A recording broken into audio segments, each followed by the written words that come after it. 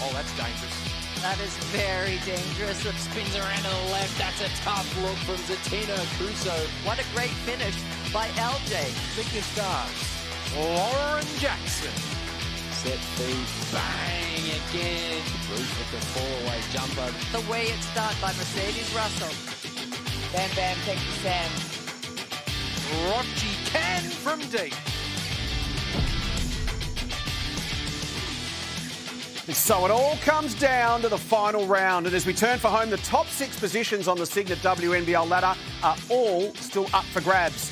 32 possible scenarios still in play, and over the next 5 days we'll systematically put a line through 31 of them, leaving us with the final 4 teams who'll go on to fight for the championship. And the first of our qualifying matches is a top-of-the-table blockbuster. The reigning champion Townsville Fire look to wrap up back-to-back minor premierships. They've been top of the table for the past 10 weeks, but they've dropped 3 of their last 4. Another loss tonight would see Southside pull up alongside them with 1 to play. The Flyers have put all the pieces together at the right time of the season. 4 wins from 5 starts, guaranteeing them a top 3 finish and a crack at top spot. First versus second, final round action. Fire and the Flyers on your home of hoops, ESPN. Good evening, everyone. Welcome to a blockbuster final round edition of ESPN's WNBL Wednesday. Thanks to Ford, Jason Bennett alongside Laurie Chiswick. And Laurie, of course, we just knew this season, this crazy anyone could beat anyone on any given night sort of season would always come down to the final game of the final round, and so it will prove to be. Oh my goodness, Jason. I have been calling the WNBL for over 15 seasons, and this is by far the craziest, most unpredictable end to a season. And it just comes down to so many different scenarios out there. Great for the fans, and what a great way to kick it off with this wonderful 1 versus 2 tonight. Let's see where we're at. Had more twists and turns than an Agatha Christie novel along the way, and entering the final round. Each team plays 21 games, so our 2 teams tonight will be in action again over the weekend. Southside hosting Adelaide and Townsville hosting Sydney on Sunday. The WNBL's resident stats guru, Mark Quinn, was locked away in a dark, windowless room for 2 full days this week. He worked through all the perms and comms on his abacus, and he tells us that there's 32 live scenarios still in play. None of those top 6 positions are locked in at this point. And as for our 2 teams tonight, both are certain to play finals, but where will they finish? Townsville can finish first or second. If they win tonight, that's guaranteed to be first. Southside can finish first, second or third. If they win tonight, they join the Fire at 13-7 and they'll hold the season series against them, which could prove to be critical come the finals. Because, Laurie, that season series is on the line tonight. It could well determine the minor premiership. Oh, and if we just glance a little bit further down to that logjam of 11 wins and 9 losses, to be honest, for Sydney and Bendigo, their destiny is in their own hands. If they win, they're in. For Melbourne and Perth, even if they win, they have to rely on some other results going their way. So, whew, anything's possible. So much to play out over the next 5 days as we welcome in the 3rd member of our WNBL Wednesday team tonight. Megan Huswaite is courtside. Megs, we know Townsville is rocking at the best of times, but tonight it must be going crazy given they're a chance to win back-to-back minor premierships. It's going to be a huge night, Jason, and we know that when we're only 5 minutes into the broadcast, and you've brought up Agatha Christie and the term abacus. But some great injury news for Townsville for the first time this season. We know on the eve of this Cygnett WNBL campaign, they lost reigning Rachel Spawn Grand Final MVP Tiana Hawkins to injury, and they replaced her with Amanda Zowie B. It's been nearly 6 weeks that she's been on the sidelines with a calf injury. She could have played tonight, but she is likely to suit up on Sunday, so that's great news. And last weekend, it was a bit of a down day on Sunday for Townsville, being hammered by the Bendigo Spirit, but the good news amongst all that was that the star recruit in Alice Kunek returned to the court for the first time in 10 weeks after breaking her wrist. So finally, Townsville are going to be full strength heading into a finals campaign. But full strength is what the Southside Flyers have been this entire season. They're the only team in the league that haven't had a real injury. They did miss their captain, Beck Cole, in this corresponding game in Townsville in round 2. She sat out with a some back soreness she sustained in the earlier game that round against Canberra. And Lauren Jackson missed one game through COVID protocols. So it's been a clean bill of health for the Southside Flyers. Let's hope that remains the same for them for the rest of this home and away season and heading into what will be an intriguing final series. Thanks, Megzi. Well, they say timing is everything, Laurie, and Southside playing their best basketball when it matters most. 4 wins from their last 5 starts to rocket them up into minor premiership contention. They are really playing well as a team. I think they've really got that mastered, or got the balance between an inside and outside game. And I tell you what, I think Leilani Mitchell is largely responsible for that. She's now averaging 15 points per game in the last 6 games, and they are 5-2 since she started. So to me, it's her leadership, her experience, her decision making, you know, especially in pressure situations, which it certainly is in the pointy end of the season. Pick and roll, she knows whether to shoot it herself or distribute it. She's not a bad three-point shooter either, Jason. Goes okay from long range, doesn't she? The Townsville Fire, conversely, they've been the pace setters all season long. Been on top for the past 10 weeks, but they've lost 3 of their last 4 since losing Amanda Zawi-B to that calf injury. And on Sunday, their lowest score of the season, Laurie, to 60 points. Bendigo belted them by 33. What's been behind that form slump, and how do they fight their way out of it? Well, you'd have to say that was a bit of a surprise. I mean, Bendigo are the form team right now, but for Townsville, their trademark has always been teamwork, playing together. They're systems oriented, and they looked a little disjointed against Bendigo. But one of the players to me that flies under the radar is Courtney Woods. She has started since Alice Kunick went down with her injury, and she's now their second top scorer for their team. So she's no longer just a role player. She's a legitimate threat. She moves well off the ball, has a high work rate, and is a constant contributor that will need to do that exact thing tonight. So 2 teams have met in 2 of the last 3 grand finals. In 2020, Southside defeated Townsville in that one-off grand final in the Hub season, and then in 2022 last year, Townsville swept the Southside Flyers 2-0. In fact, the Fire have won 6 of their last 7 over Southside, including that sweep.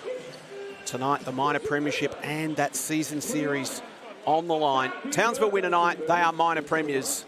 Flyers win tonight, they effectively leapfrog Townsville and go to the top with 1 game to play. It's all going to come down to that final game on Sunday, Townsville and Sydney. There's Shannon Seabohm. Final instructions. They've had an incredible run, Laurie. They won 28 of 31 games. And they've now lost 3 of their last 4. It's been very un-Townsville-like. Well, you wonder if it's, you know, we saw earlier the screen of their starting lineup, and that's been fairly settled since Kunick went out. As I said, Woods comes into that. Akuzo and Roof are going to have to be big because they are up against Mercedes Russell and Lauren Jackson. And we know that Southside also have Ernst coming off the bench, so that's where their strength is. Coming up at halftime, we will preview the WNBL Awards coming up this Sunday night. We've had the nominees released on social media for some of those awards. It's going to be a fantastic night on Sunday. A couple of milestones to keep an eye on tonight. Sammy Whitcomb just 3 points shy of becoming the 57th player to 2,500 WNBL points. Fantastic story. Sammy Whitcomb coming to the league relatively late. And Beck Cole needs 12 points to become the 39th player to 3,000 WNBL points, which is a magnificent achievement for Beck coming up tonight, hopefully for her in game 256. I imagine those fans are as excited as everybody else is sitting there, because this means a lot. If they win this game, and as we've said, that'll give them home court advantage, minor premiership, and that's what the fans want. That's what the players work all season for, to play in games like this. It's exciting. It's exciting for everybody, the referees, the coaches that put in all the hard work, the support staff to keep the players on the court, fight them, get them, you know, fit, ready to go. And it all comes down to this final round. So can the Fire finish top for a second straight season, or will the Flyers remain in the hunt for top spot and home court advantage come the finals? What a way to tip off a nail-biting final round with a top-of-the-table blockbuster. It's the Fire and the Flyers at the Fire Pit on ESPN's WNBL Wednesday. Thanks to Ford. And away we go. Opening possession, the Flyers. And here is Leilani Mitchell, being such a difference maker late in the season. Jackson, Cole, back to Leilani, inside to Russell. What a super season Mercedes has had. Matched up with Akuzo. Here's Mitchell from long range. It's short. Off hands, Townsville ball. I like that execution with Russell getting the ball at the top there. Leilani coming around just for a little, almost a get situation, and Russell setting that screen. Townsville, the best starters in the competition. The Flyers, the best finishers. So this first quarter, let's see how it plays out. Townsville, given their form line, would love a great start. Get this crowd behind them. Akuzo, the stumble, open basket. Goes begging. Great pass by Michaela Roof to her teammate there. Just had vision because she was double teamed by Russell and Rochi. Unfortunate for Akuzo. Just lost the handle on it, Satina. Here's Maddie Rochi. Cole to Russell to Mitchell. Bodies hit the floor in the paint.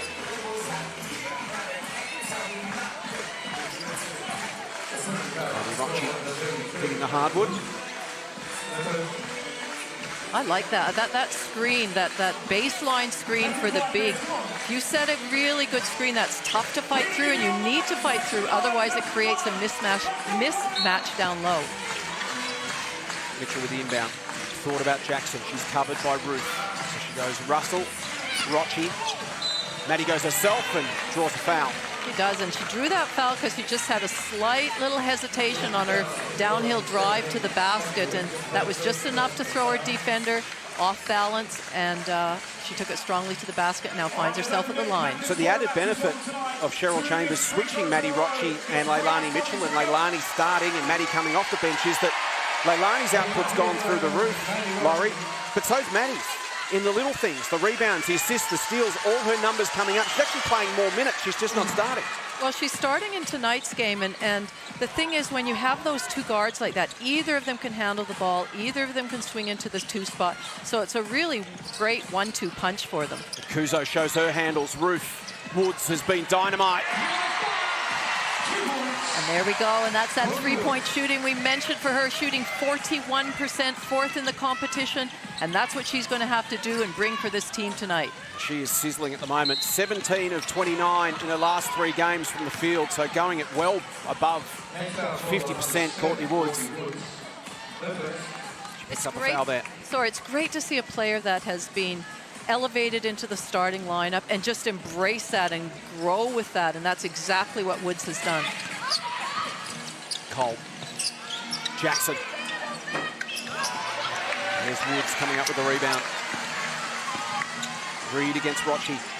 Couple of scrappers to go at it tonight. Whitcomb. Reed. They'd love to keep her off the rim tonight if possible. Good D there from Cole. She does exactly that. Almost loses the handle. Mitchell to Russell. Mercedes steps up and drops it in. That is a nice transition basket by the Flyers. Russell just spotting up at the top of the key area. Really good footwork for going into that shot. Reed looking for an opening. Wrap around pass to the baseline. Here's Whitcomb. Gets the screen. Roof's open. Sammy goes herself for an iron. And away comes Russell through Mitchell to Cole. Rochi does well to haul it in. Back to Beck. Reed for company. Beck spins, shoots, but short. I'm loving the defensive intensity from both teams. Baskets are hard. You know, all the shots that have taken have been contested shots. And that's finals basketball, isn't it? These two teams tuning up for exactly that. Play the best teams in the competition. Woods couldn't finish. Roof scraps, fights, keeps it alive. Kuzo cut to the basket. Woods drives and scores. Good patient offense. You know, Courtney Woods is not exactly explosive, but she is so precise in her movements, and she just uses that time in the air to make her basket look very easy. Russell, Jackson, Rochi wanted to give and then lost it. Got it back and gave it to Cole. Shot clock to 5. Russell sets the screen on Reed. Can she beat the clock? It's short. And away comes Steph Reed. Will be looking to get to the hoop at every opportunity. Southside will be looking to deny her that as much as they can. Roof against Jackson, gets to the stripe. points hard to come by early, Laurie. She said defensive intensity's been excellent. Well, exactly. You know, that both teams are executing their offenses really well. Defense is really denying active. Jackson. That won't go. Woods flips to Reed. Both of Jackson's three-point shots have just fallen short. They've hit the front of the rim. Foul called on Cole. No love lost between these two teams. As I mentioned, they met in the grand final last year. It was a sweep for Townsville. Have won 6 of their last 7 over the Flyers. And this one means even more with the minor premiership on the line, and these two teams every chance of meeting again in cutthroat basketball in the coming weeks. Lovely inside ball, and Akuzo finishes this time. That is a great pass by Steph Reed. She just kept her dribble alive, searching, and defenders are going, is she going to drive? Is she not going to drive? But just a little bit probably miscommunication, but good finish by Akuzo. Great vision, lovely touch from Reed. Russell, Rocci. Russell left open, drives, tries to create some space, draws a foul. What a super season Mercedes Russell has had. Been so impressive all year long. Her second year in the competition, having spent a previous stint with the Flyers in 2019. This season, 15 points, 9 rebounds, 1 assist. She's been, Jason, to me, very, very consistent all season. You know what you're going to get from her when she's on the court. I like the fact she has a game face. She doesn't sort of, it's not her highs or her lows, everything's the same. And I think she makes the players around her a lot better as well.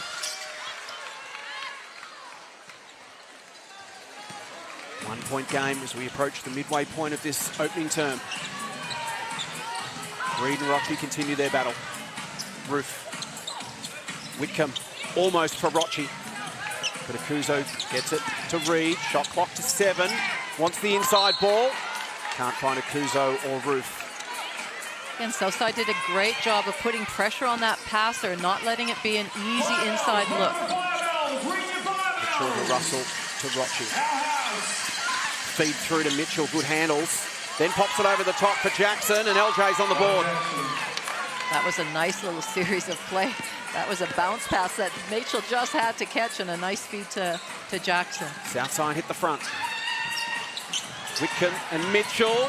Lunging effort from Akuzo was good, keeps it alive. Woods is open if she wants the shot. Tried to feed to Akuzo. Off the knee of Russell, remain a Townsville ball.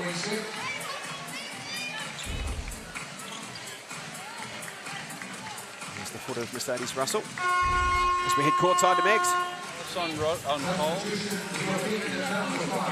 First time tonight, and as we mentioned pre-game, she missed 10 weeks with that broken wrist.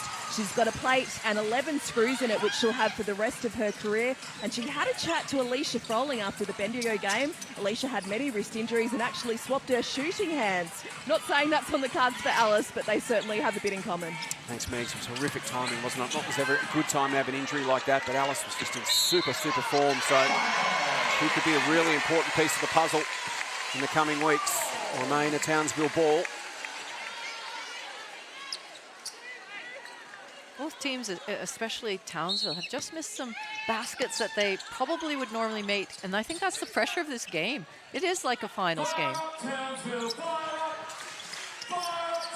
This could be the deciding game as to who wins the minor premiership. Still got one game each to play over the weekend. Townsville can wrap it up with a win tonight, and Cygnett can't beat the shot clock. That was great defense by Cole. She has a bit of size on her length, so she did a really good job of maintaining her space as Steph Reed was jab stepping and looking like she was going to the basket. Great defense, Cole. Russell to Mitchell to Jackson. Cole manages to slip away, then kicks the pass to Russell, who drains the long ball. He's very comfortable with that long two-point shot. Flyers have done well here. Woods drives. In fact, it's Alice Cygnett, rather, who hits the floor pretty hard.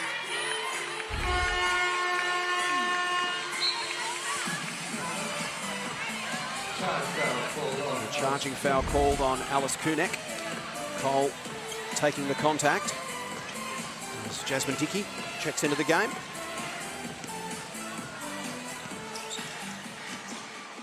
And receives from Mitchell.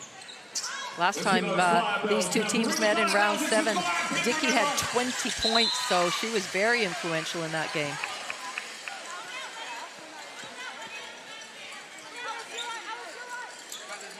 Megs. Well, just on Jasmine Dickey, as you mentioned, Laurie, she started the season as a starter, but has come off the bench and packed a punch. And how's that for good timing? No commentators curse there, but Cheryl Chambers does refer to her as their microwave because you put her on and she gets straight to work. Steph Reed comes up with some points. Townsville just needed that. Southside starting to build a little bit of momentum. Margin back to 3. Fire on 5 team fouls already. Southside just the 1. Still 3 minutes to play in this term. Mitchell. Jackson. Long range shot is good. So that's the danger of Townsville try and ice the screens or force them not to use the screen, because the defender on the big, in that case Jackson, has to stand off. And a little flip, and there's Jackson wide open at the 3-point line. LJ's just got better as the season's got longer. Hasn't been able to train much throughout the year, Laurie, so she's had to pick up all her touch and match conditioning in-game, which is an incredibly difficult thing to do. Oh, she's been great the last, third of the season. You're right. We always knew it would take some time coming back from that injury and that, but she's really in form right now. Whitcomb. Oh, lovely move. Great ball movement from Townsville, and Akuzo finishes. Scintillating from the fire. Potch into the game, as is Ernst. They combine. Nadia sees an opportunity and goes herself. Great first touch for Nadia Potch. And that's where Southside have that advantage. They can make some stubs and not, well, there you go. I was going to say not hurt them inside and out, but great finish. But they've got the depth in the big spot, and I'm sure they'll be looking to take advantage of that. Brilliant footwork and handling from Reed. What a classy finish that was through traffic. Mitchell loses her feet. Jasmine Dickey, tough finish, and she makes it. This is a high-quality contest. Well, I'd have to agree with Megs and what Cheryl Chambers said. A little bit of a microwave. She's been really, really having an influence since she came on the court. Ruth Kunek feeds it back to Michaela, but will remain a Townsville ball off Potch. Fire up Townsville, fire up! Fire up Townsville, fire up! Fire up Townsville, fire up! Substitution for your team, the Townsville Fire. Number 7 coming back up, Courtney Woods. Welcome also to Sandra Brown. Sandra Brown in the game for Townsville. The sharpshooter from long range. Got a couple of them out there. Kuzo. Whitcomb's one. Not this time. Well, Dickey not only has the job of trying to score at one end, but guarding Sammy Whitcomb, which she did a great job that time. Harley Ernst saw an opportunity, went for it, but Cass Brown shut her down. It's really important, as you said, both teams need to keep the margin close. They don't want to let any team get the momentum, because both teams are capable of really putting on large scores quickly. They're both really good front-running teams. Dickey. Ball knocked away. She had the last touch. Townsville ball with 1:25 to play in this opening term. Great active hands by Townsville. And if you look at the steals column, when we look at league leaders, 4 of Townsville's players are in those stats, so they have active hands. Number 1 steal team in the competition. Flyers ranked 3rd. There's Jasmine Dickey again. What a first quarter she's playing off the bench, up to 6. Whitcomb. Brown. Woods versus Mitchell. Does Courtney go herself? She tries to, and Mercedes says, Foul extracted in the process.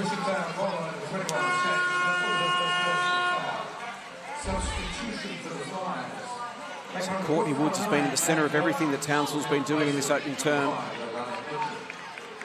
She's got 4 points. Reed's got 4 points. Akuzo's got 4 points. They've really shared it around. And that's what they're known to do, Jason. They play a real team style of basketball.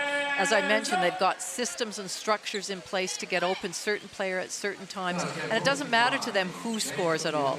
And that's what was lacking in the last couple of games when they didn't put a W on the board. A rare miss for Courtney Woods, who's an 83% free throw shooter. Going at 91% this year. It's just her 6th miss of the season now. She's 51 of 57. That's impressive. Rochi to Russell. Potch back to Rochi. Jasmine Dickey in the corner. Goes herself, and why not? She's having some sort of first turn. Akuzo just rips it away. Woods, quick movement. Whitcomb can set her feet. Instead, she goes to Koenig in the corner. Back to Sammy. She put it on the floor. She feeds it through. Akuzo, Brown. Woods goes herself. Through some traffic. Patient offense. Still alive. Whitcomb hits it. That was a good result for Townsville. Woods, great job of attacking the closeout. Then Southside did a good job of coming across and helping out. But there was the wide open Whitcomb, and she was never going to miss that shot. The handy miss, the 2-point shot. They came up with 3 as a result. Here's Carly to respond. Yes, sir. Wow. Quality game as you'd expect. First versus second with the minor premiership on the line. Carly Ernst with the big bucket right on the buzzer. Southside with a 7-point lead on ESPN's WNBL Wednesday, thanks to Ford.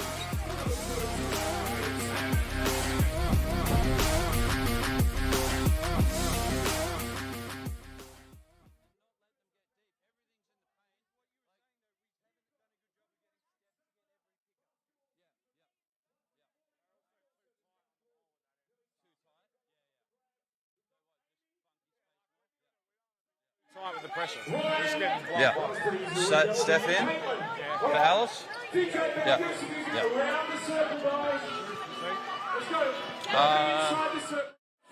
Try a zone for one player. Yeah.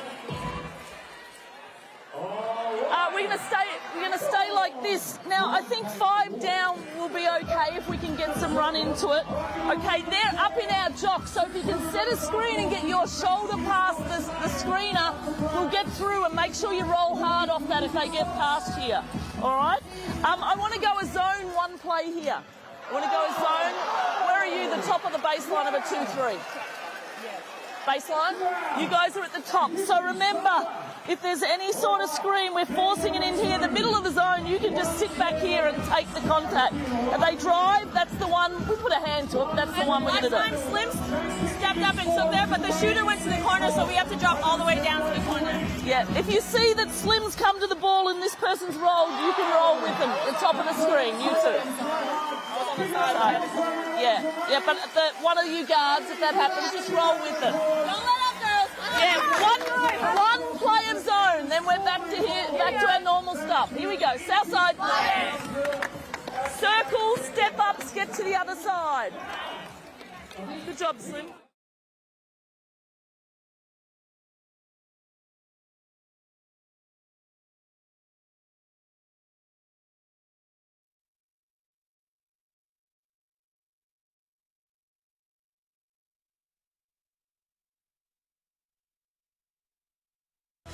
My goal is to be impactful in winning, and I think, you know, it's really good to have a great individual season, but if your team doesn't win, I just don't feel like it means anything or much at all. I've flown under the radar for a long time because that's what makes me so hungry to compete every game, so I'm really proud of my achievements. I want to win another championship and yeah, hopefully represent the Opals again someday. Not under the radar anymore, Steph Reed, one of the most exciting players in the competition, universally respected. Quarter time, high quality contest in the fight for the minor premiership. It's the Flyers by 7 points at the first change. Megsy's courtside.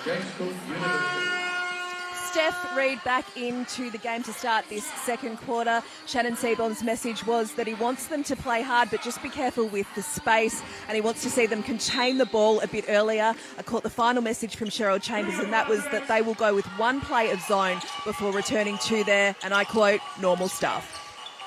Thanks, Megs. Start the second term. Flies with a 7-point advantage. Reed, eyes up, looking around, darting. Brown's been so deadly from long range. This one rattles around. Poch to Rochi. Ernst again. Not this time. Drain one right on the buzzer at quarter time. Woods, determination, off to Reed. Speaking of determination, Reed and Rochi, what a battle. Two of the most ferocious competitors in the league. Woods wide open, yes!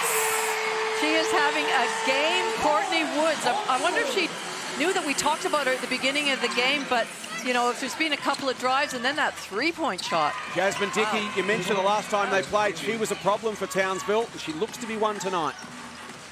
In good form. Reed. Trying to space the D. Thought about the inside ball to Akuzo. Instead goes outside to Woods. Thought about giving it back.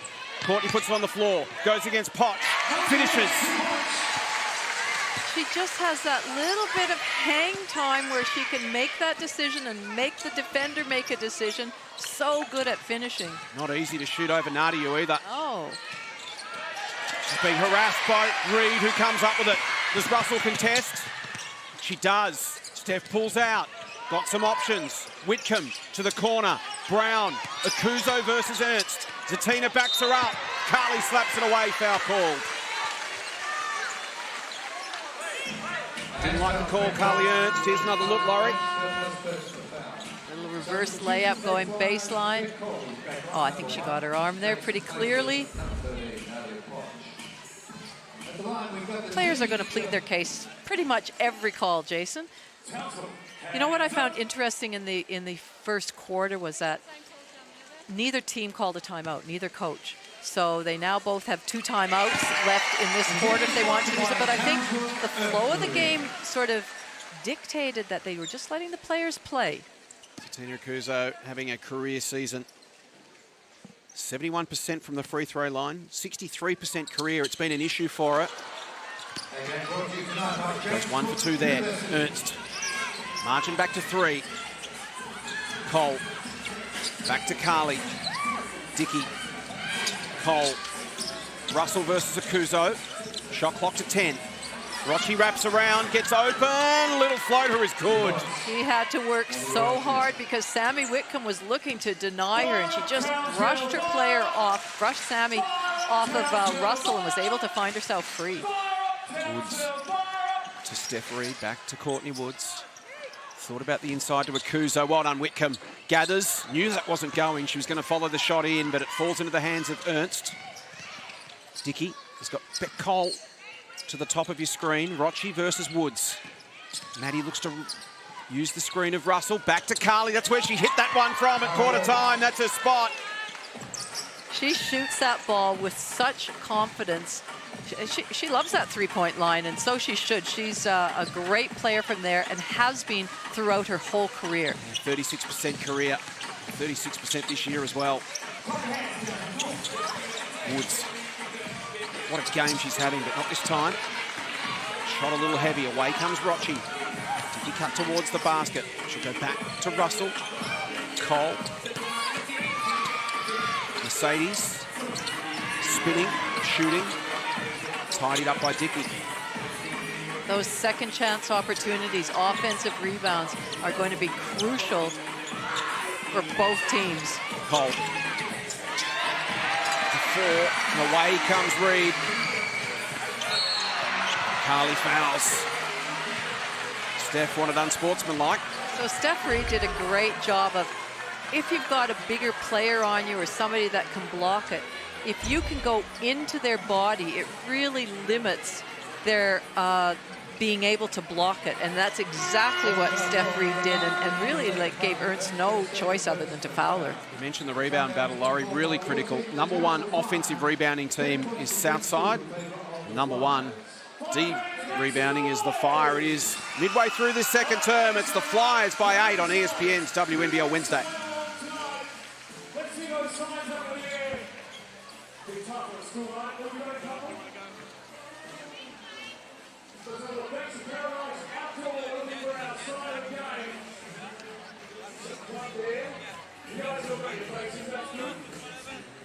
Got some signs over there. Townsville player number 1 fan. See that a bit earlier, you can step up and help her on that, and even if you're late, she can help you and you go to hers, okay? Same thing, Biggs. Once Mercedes turns and does that, jam her up more, right? Get a deflection on that pass, right? Jackson's coming back in, so let's look at more of the pick and rolls with her in it, right? So, again, we got to get into it quick, yeah, right? So if you're ahead of the ball in transition, come back and circle, right? If you're behind, you can shakes. If we don't have it on the first one, move it. Like, keep trying to get something out of the second side and then get her in the last one. Then we're good, right? Hey, here we go. Fire. Top of the table blockbuster to kick off the final round on ESPN's WNBL Wednesday, thanks to Ford. And it is the second place Flyers leading the ladder leaders, the Fire, by 8 points. Midway through this second term, Megan Huswaite's courtside. We'll come back to Meg. She was in the Southside huddle. Laurie, you were listening in to the Townsville huddle. What did Shannon have to say? Well, he talked about defense and jamming up on Mercedes if she does get that ball down low like we saw in the previous, before the timeout. And he also recognized that Lauren Jackson was coming back into the game, and he wants the team, when they're on offense, when Townsville is on offense, to get Jackson in the pick and roll situation and then look to that second side, kick the ball on. So very specific instructions from a very experienced coach. Another free throw shooter who doesn't miss often, Steph Reed, just her 10th miss for the season. She's now 51 of 61. It's a 7-point game. Rochi trying to shake Reed. Steph sticks to the task. Here is Jackson into the game. Cole wants to put some speed on against Whitcomb to the corner. Russell just pops up the shot with the greatest of ease. Just mark that long range two anywhere on the court right now for Russell. She is very comfortable there. Ruth Whitcomb finishes. Just clinical, Sammy Whitcomb. Could hardly see the net move on that shot. So efficient. One of the great shooters in the history of the WNBL. Rochi. Jackson. Cole. Whitcomb with the pressure. Shot clock to 4. Cole puts up a 3.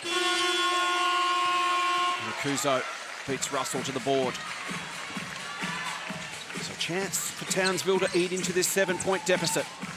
Reed will go from long range herself. Whitcomb steals it. Keeps it alive for Townsville.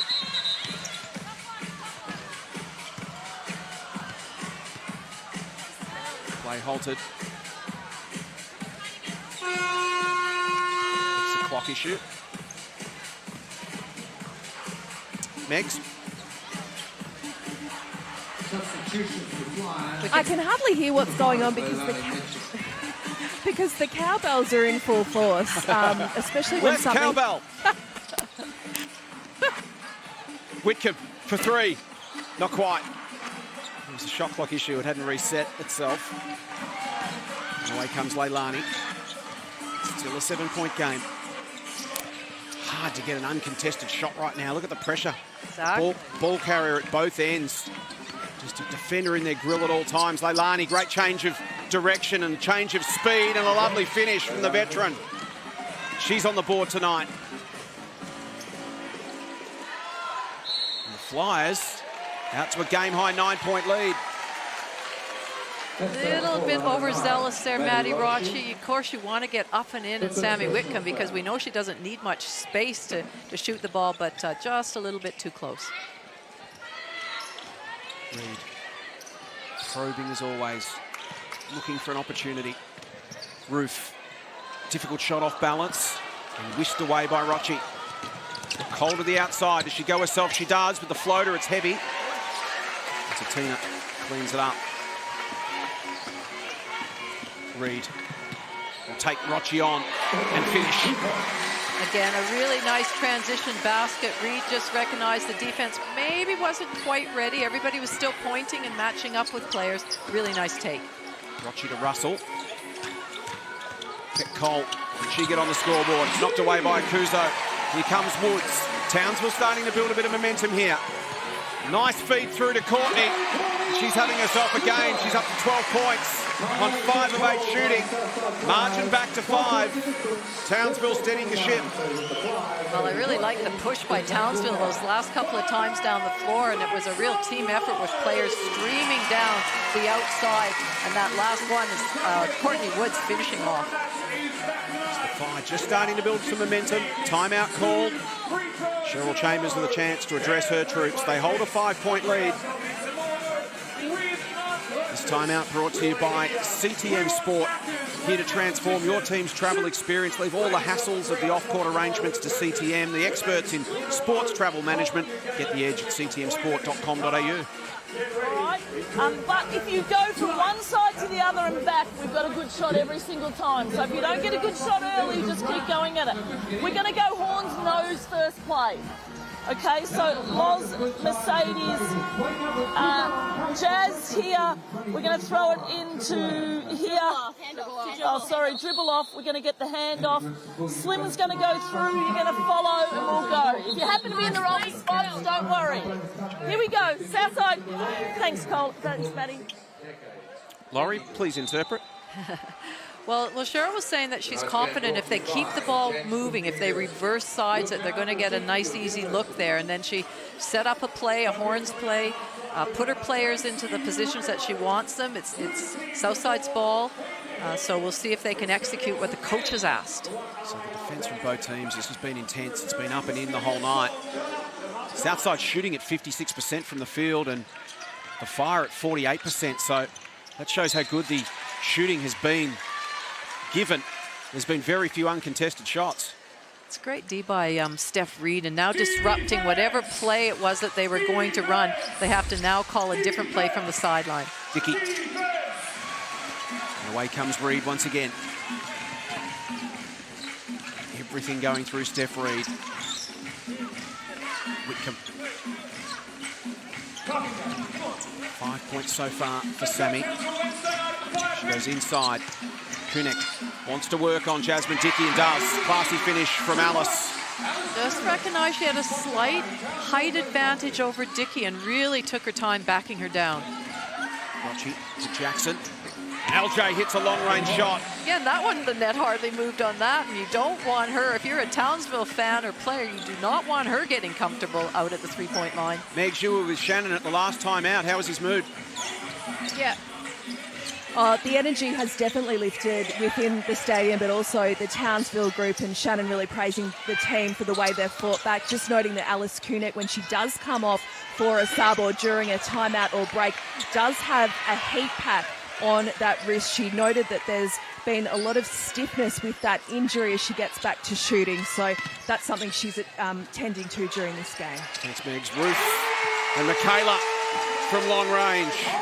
I did actually speak to Alice, and she mentioned that heat pack, saying that it was really important that she keep it warm and loose, and so that's what she's doing on the bench and keeping it moving. Russell rolls it in. Important three, that one for Michaela Roof. She's made just 5 of her last 27, but makes her first tonight. The kick-ahead pass. Makuzo can't finish. Foul called on Russell. What great vision by Steph Reed. She got that ball in her hands at the other end of the court. Saw that Akuzo, nobody was really paying attention to her, and just a great long court pass. So Townsville just sticking around as good teams do. Southside made a bit of a move early, got out to a 9-point lead, Laurie. And since then, Townsville to stabilise the situation, 5-point game. Well, you can see that both coaches now are utilizing their timeouts that they didn't use in the first quarter and really wanting to strategize for these last 2 minutes of the game, the half. Let's listen in to Shannon, who's in the Townsville huddle. Just play in the funky space, right? Just play the funky space. Either go into the rim or mid-range pull-up, right? Hey, LJ's in the 5, right? LJ's in the 5, so let's just play, let's go, next one, just go shakes, right? But play like closer to the middle, Steph. Flip it, right? Flip it. If she's in the drop, you can just snake her and we play off you, right? If the possession goes dead, just move the ball. right, we'll get them in a closeout, we'll be in good shape. Okay, but right, with her in the 5, let's take advantage of it. Even reverse, back to mid pick and rolls. Right, just keep playing. You guys, when you're open, be ready to knock down spot ups. Right? Hey, here we go, big 2 minutes here. Let's go. Fire, good job. Well, that was a really good timeout for Shannon. Just some really specific instructions. I liked it when he said, use the funky space out there, that mid-range shot, not necessarily the three-point line, not necessarily driving it all in. And especially, again, focused on Jackson and what he wanted to do when she was on the court and how they could utilize that. So Southside got out to a 9-point advantage. Townsville have pulled it back to 5, with Zatina now to go to the line as we head to Megs. Cheryl Chambers just calming her team. That 3 from Michaela Roof, that's okay, but she did say that most of Townsville's threes so far in this first half have come off Southside not rebounding, so just stressing to the players, if you're not in the contest, you need to stay with the three-point shooter. Coach Megs 3 for 9 at Townsville Fire from long range in this opening half. 4 for 9 of the Southside Flyers, and that's the difference in the game. 3 points. Dickey, been really dynamic tonight. Long range from Rochi. Oh, yes, from Maddie. Well, I'm glad she made that because there was a massive mismatch inside with Lauren Jackson. She was almost in the front row. 6-point game, doubles their lead. 1.5 minutes to play. Reed, Whitcomb inside, sizzling ball, Akuzo finishes. Exactly what the coach drew up. Get Reed sort of dribbling at Jackson, drawing the attention there, inside out, great finish. 2 quality teams playing some fantastic basketball in this first half. Minor premiership up for grabs. Dickey, Rochi, heat check, banks it! Wow. Did you see that release from her? She came off of that with a shooter's mentality, and it was such a quick release.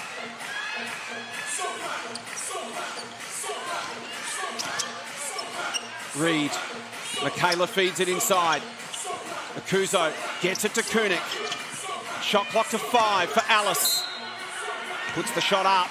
Smart veteran play from Alice. Gets to the line to shoot 2. Really smart. She really had nowhere to go. She got let out of jail there, but that's what you tell everybody. At the end of it, if you're stopped near the end of a shot clock, just get it up. Heave it near the basket. Yeah, that shot's not going in ever, but just put it up because then you get the 2. Yeah, exactly.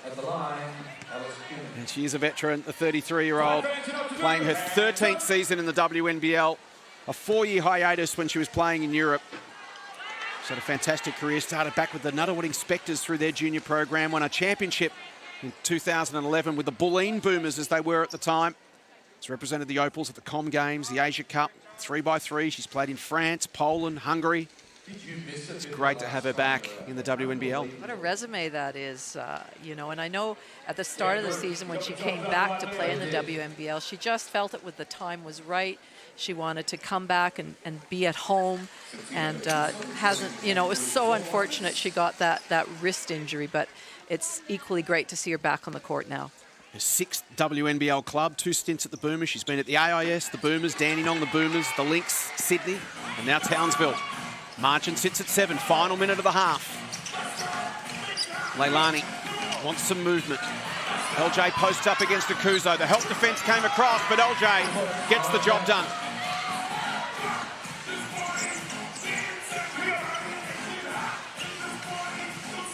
Akuzo back to Reed. Roof looks to set a screen. Steph, will she go all the way? Gets rid of Rochi and finishes. And then says to the ref, hey, that looked like a flop to me. Because we know that Rochi's a great defender. Steph just was like, no, I'm not going to have any of that. Rochi back out to Poch. Final 4 seconds. Nadia puts it up and finishes. Quality finish to a quality first half. These 2 teams going at it head to head. A win to Townsville secures them the minor premiership. A win tonight to the Flyers puts them in the box seat to steal it off them. And it is half-time between these 2 great rivals. Plenty of feeling in this one, as you'd expect. High stakes at the fire pit. And at the major break, it's Southside 49, Townsville 40. Cheryl Chambers having a word with the referees. Emotions rising between these two teams. Laurie Chiswick with plenty on the line, and we'll go to Megs with Courtney Woods, who's had some sort of half. She sure has, Courtney. It feels like a final. It looks like a final. Tell us what it's like out there. Yeah, I think both teams are playing hard. Southside's making everything right now. We know they're a great scoring team, so we need to make some adjustments going into the second half. I think our offense is flowing better than it has in a while, so just going to stay confident, keep taking that, and they're a good team. We knew they were going to play well, so one more half to go. Have you made adjustments from that disappointing afternoon on Sunday against Bendigo? Have we seen them in motion? Yeah, I think we only had about 48 hours to kind of figure it out and honestly forget about it, and I think you can kind of see that tonight. I think we're trying to enjoy ourselves a little bit more, even though can barely breathe half the time, but yeah, it's good. It's nice to be back. Yeah, well, Shannon, Steph and Sammy were representing the Opals. Townsville were doing a mini pre-season, and fitness was the big theme of that. Can we see that come to the fore in the second half? Surely in the second half it'll kick in. We ran so much, so it's coming. Not sure if I felt in the first half, but we're fit and we're ready, so yeah, fingers crossed the second we feel a bit better. Better run into the rooms. Thanks. I will be walking. Thank you. She's gone all right for someone who's puffing. Courtney Woods leads the game with 12 points. It is a 9-point game, half-time at the Fire Pit in Townsville. Coming up, our WNBL Wednesday half-time show. Thanks to Ford. And as we head to the break, here's our top 5 plays from round 14.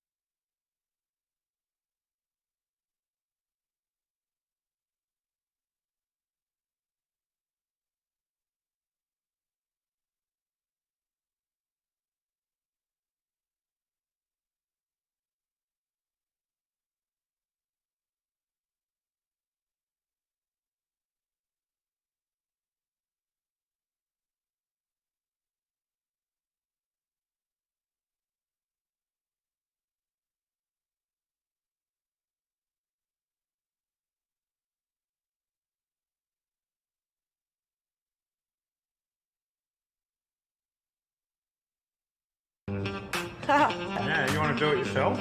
Oh, yes. Steph Reed, take one. And the fire burned brightest. Townsville are WNBL champions. To win a championship for Townsville, I think that's just more special. That club means the world to me. See a small town like Townsville get behind us like that. It just showed how much it really meant to the city, and I think it's something that the kids that came to our games, they'll never forget. It was just the most amazing feeling in the world. I do a lot of community engagement through the club. I was going to Cleveland Youth Detention Centre. I'm a Brighter Lives ambassador, so the Townsville Hospital Foundation. I go do visits at the cancer wards and the kids wards. To be recognised for what I did off the floor, it meant a lot. I mean, it's obviously not why you do it. To be recognised for the community award, it just shows that I'm much more than a basketball player, and I think that's going to be something I remember for a long time. Reed makes a move. Outstanding from Steph Reed. It's Reed for a 3 and 6 it. Reed found an opening and the finish as well. I've always been a player that's got a chip on my shoulder. I've flown under the radar for a long time, and I think in my brain it's just trying to keep it that way because that's what makes me so hungry to compete every game. So I'm really proud of my achievements, being able to represent the Opals and be recognised. I want to win another championship and yeah, hopefully represent the Opals again someday. Having a standard of winning is really good for a group, especially ours. It's not the same. We have a lot of new people, so to have that standard of winning is something that I definitely want to keep and hopefully uphold this season. Now we've got a target on our back. Quality person, quality player, Steph Reed. It's easy to forget she's only playing her 82nd WNBL game tonight. It's her 6th season, but in her first 2 seasons, which were actually with the Southside Flyers, she played just 7 games. Yeah. Went to Queensland under Shannon, really blossomed. And I think one of the great things about watching the WNBL over the last 5 years has been watching the emergence and development of Steph Reed. Well, when she says she used to fly under the radar, she certainly doesn't anymore because she's just gone from strength to strength. And I think that her and Shannon are a great fit, the style he wants, but what he's sort of brought out of her and the confidence that she plays and the fact that she was rewarded to go to the qualifiers in Brazil is just so exciting for her. I'm really happy for her. And did her job. She may well be heading to Paris for the Olympics later in the year. Well, what a game we have here in the race for the minor premiership. It was the Flyers leading by 7 points at the first change. They lead by 9 at the half, 49-40. And you could be forgiven for looking at the shooting stats, Laurie, and thinking, oh, there's not much D in this game. If you weren't actually watching the contest, when you look and you see that 62.5% from the field is the Flyers and 51% is the Fire, you'd think, oh, well, there's no D in this game. But the D's been outstanding. It's just the offense has been even better. Absolutely. You know, as I mentioned during the call, most of the shots that are taken, not that one, but have been contested shots. So everything has a hand. The defense is into rotations, but the offense is just that little bit better. It's phenomenal. It's wonderful to see. So there's a look at the numbers, not much between them in that rebound battle that we knew was going to be so important. It's 14 to the Fire, 15 to the Flyers. It's a 9-point lead to the team who are sitting second, who theoretically now on the live ladder, actually sitting on top of the ladder. As we take a look at the leading score getters, Courtney Woods, we've spoken about her impact, Steph Reed. And Jasmine Dickey, coming off the bench, really had an impact early. They needed a bit of a spark in that first term, Laurie. Jasmine Dickey checked into the game. She's got 8 points on 4 of 6 shooting. Well, she was, you know, a real eye-opener when she came in there. She was going after the boards, the rebounds. She was really dynamic as she was coming off the drive, and she's so athletic. She uses her strength. She can finish strongly, as we see there, and she, you know, she could be that X factor that Southside might need down the stretch. And that's what you need sometimes in finals, isn't it? 2 really evenly matched teams. It's just one player who can pop up and have that impact to tip the result your way. Well, this Sunday night, players and coaches from around the league will descend on the Riches in Melbourne for the WNBL Awards for season 2023-24, culminating in the crowning of the Susie Batkovic medalist for the league's MVP. We'll take a look at the leading 5 candidates that have been announced this week in the WNBL social media. Izzy Borlase, Jordan Canada, Jade Melbourne, Lauren Nicholson and Sammy Whitcomb. Laurie, talk us through their respective credentials. Well, I tried to come up with one word that I thought best describes each of the players. And for Borlase, I couldn't think of a better word other than aggressive. Everything she does. She sees an opening, she goes for it. She's strong, she uses that strength, she gets to the basket. Jordan Canada, dynamic, I thought. Look at that steal there. She's 14.8 points per game. She can score, she can facilitate. She just gets her teammates open, and she has a ways and means of getting herself to the basket. And then we've got Jade Melbourne. Well, the word I came up for her was entertaining, and that she certainly is. She has had that Canberra team on her shoulders all season, and I think she's just excelled in her handles, her hesitation dribbles. She has the ability to get her teammates open. And then we look at Lauren Nicholson, and that's consistent. I can't think of a better word for her. She moves well off the ball. She's always in motion. She cuts well. And then finally, Sammy Whitcomb, as we've seen today, experience is the word for her. So she brings experience. She can score herself. She can bring her teammates in the game. She's a great shooter, a great facilitator. And all 5 of those very worthy, eligible for the MVP contenders. Yeah, I don't envy the awards committee who have to vote on the winner. Fantastic evening coming up. Host of other awards. Keep an eye on WNBL socials for our Susie Batkovic medalist.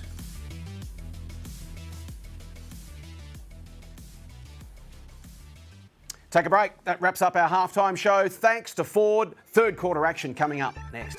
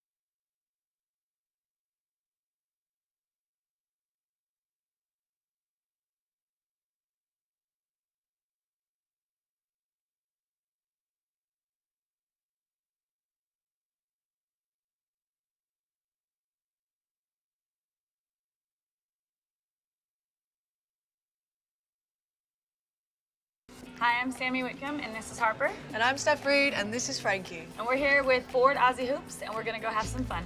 It's her head. Wow. Is that already not proportionate? And so round. sorry. Oh, I'd give you an extra finger. I'm so sorry. Point guard things. Look, I've set the bar low. Don't even stress. Middle part, she's nailed it. She's killer. You coming in with the old eye color? You're doing good. Yeah, it's all right. Big, pretty blue eye.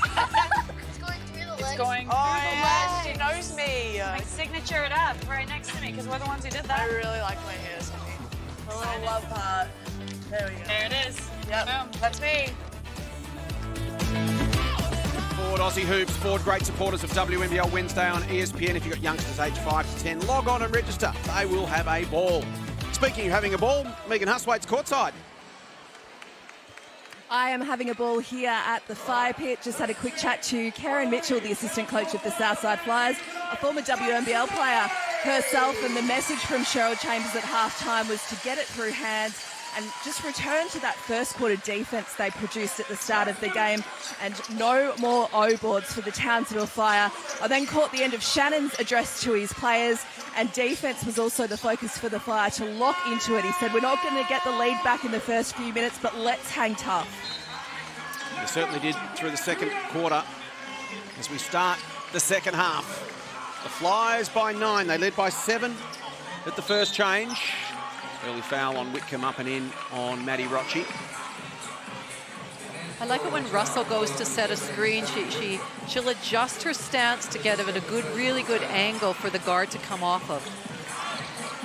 Rocci receives the inbound from Mitchell. Russell.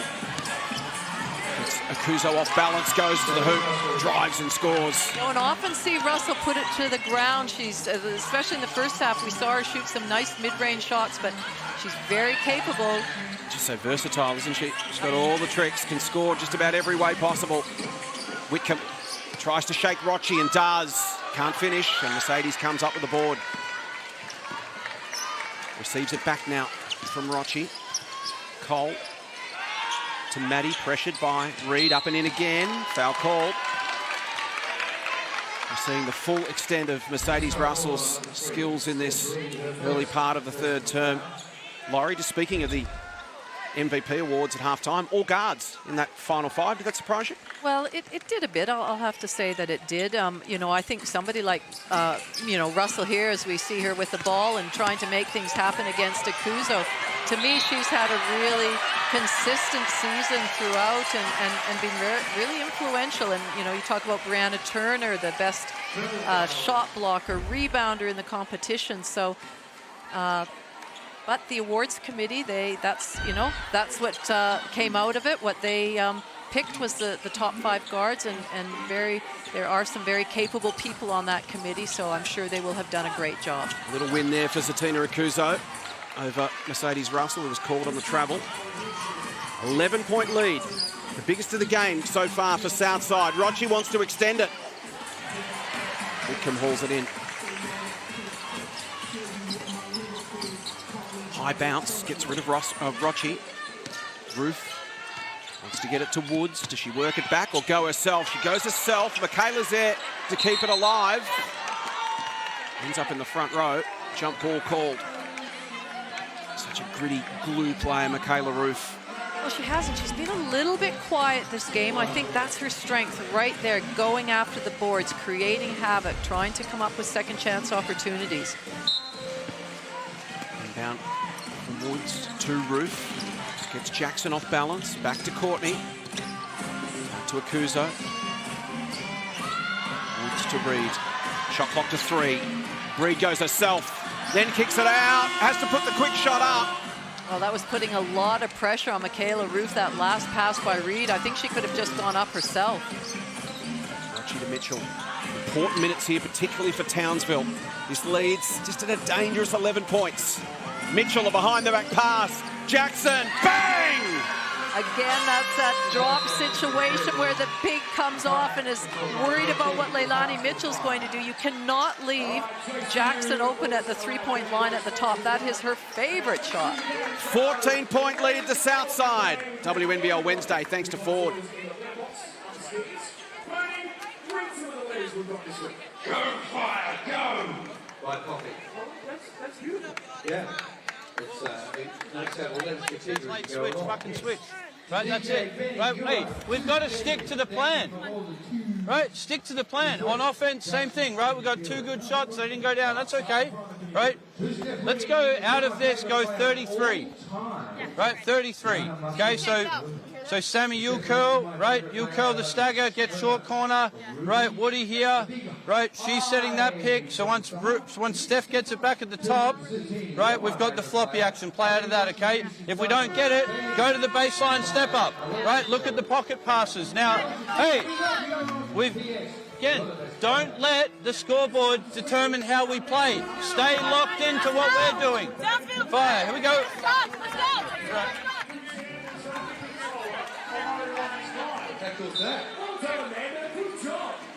Southside by 14 points. Under 8 minutes to play in the third term. It's a game-high lead for the Flyers. Megan Huswaite. Well, Southside are at the end of a road trip. They've been on the road since Saturday. Not just that, they've also got 3 kids in tow, so it's been a busy time, but they're not tired. In fact, they think it's Tina Okuso who's tired. The message from Cheryl Chambers to Mercedes Russell was to keep leaving her out at the 3-point line because she looks tired, and Mercedes was also awarded praise for the great job she's doing inside. Thanks, Megs. It's a really good point that Cheryl makes, is that we know, and we identified it right at the start of the game, that for Townsville, you know, their stock and their bigs since Zowie B isn't playing is just down slightly, so Southside want to take advantage of that. Did feel like a chink in the armour when Zowie B went down and left Okuso as their one big. And since then, they've lost 3 of their last 4. They trail by 14 right now. Shannon Seabom saying to his group in the timeout, they need to focus on not playing the scoreboard, Laurie. Yeah. Play the game. I think that's really good advice, because when you're playing from behind, as they are right now, 14 points, you can freeze up a little bit and you become more tense instead of just, as he said, work through the process. There's still lots and lots of game left.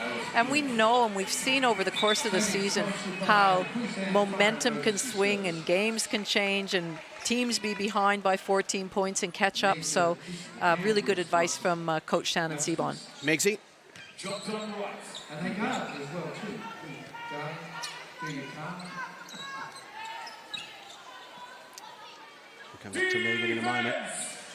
7:15 to play in the third. Mitchell. Critical minutes here for Townsville. Can they get some defensive stops? Jackson, not quite. That was a really good 3-way switch by Townsville, identifying that they needed to switch on to Jackson, and then Jackson took them down low, but they were able to recover. Tough finish for Reed. Woods comes crashing in and one. Massive play for Courtney Woods. She's up to 14 points. Wow. She got that rebound from Mercedes Russell. Against Russell and Jackson. Yeah. Courtney Woods is having herself a night. We speak about improved players. She's right up there.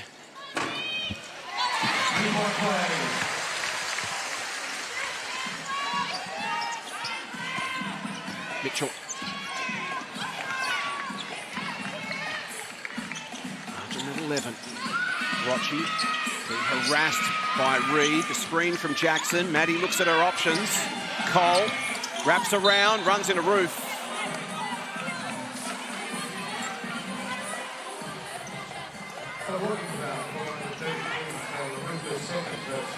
Foul on Michaela Roof as Beck Cole wears that contact. Here's another look as we head to Megan. We talk about the absence of Zowie B and Townsville's record during that time. Her investment has still been so impactful for Townsville in that time. She's been playing a big part coaching Tina Okuso, but also she was the one that was at the airport when Shannon, Sammy and Steph Reed arrived back from the Opals last week with bunches of green and gold flowers. So she's certainly bought into this program, and now they need her back on court. Mercedes Russell fired up Beck Cole and Leilani Mitchell. Laurie, Southside right now realise it's time to just pin the ears back and go for it. They sit on a 13-point lead, and they've got the momentum. Well, they do, and that's the thing, is that we talk about what a team wants to do to not allow the momentum, but on the reverse, on the flip side of that, Townsville recognize what stage it is of this game, and if they can put a large margin and really take Townsville out of their comfort zone in front of their home crowd, that's exactly what they want to do. Tough one for Reed, but she gets the shot up, so she'll go to the line to shoot 2. And Southside have such an experienced lineup. You talk about Mitchell, Jackson, Russell, Beck Cole. I mean, they're starting group, Rachi. Carly Ernst, another almost 300 games. Absolutely. So they've been in these close situations, and experience counts a lot in these situations, and they've got it in spades. Steph Reed in the double figures. This is the second. Kick ahead. Dickey receives. Stops, props, can't score. Jackson comes over the top. But it's Woods to Brown. Back into the hands of Steph Reed again. They just need to chip away, make sure they get a good shot every single time down the court. Reed, expansive. Woods wants to take on Cole. Beck got a piece of it. Foul called. Courtney will go to the line. Again, Courtney did a good job of just catching that, and on the closeout, just punching it in at Beck Cole, and successfully finds herself in the foul line. And as we know, a 91% foul shooter.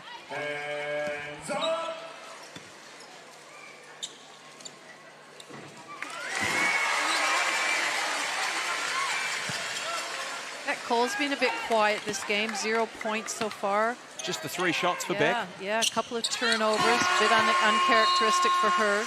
Courtney Woods, she's up to 17 points.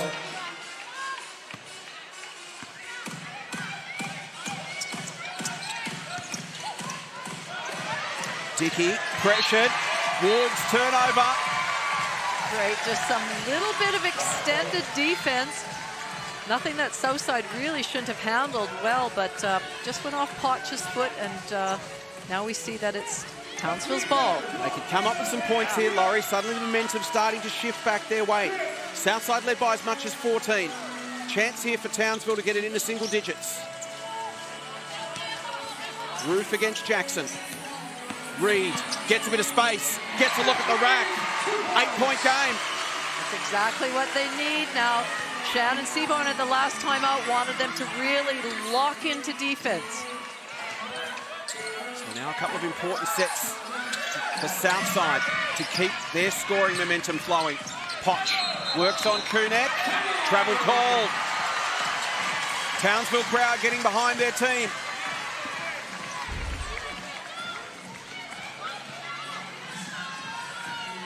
Good call. She just didn't quite have the body of the defender to be able to make a move.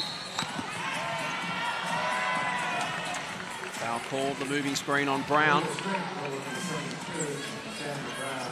Southside ball. See Cheryl Chambers talking to her on-court general and Leilani Mitchell, telling her what she wants run this time down the floor.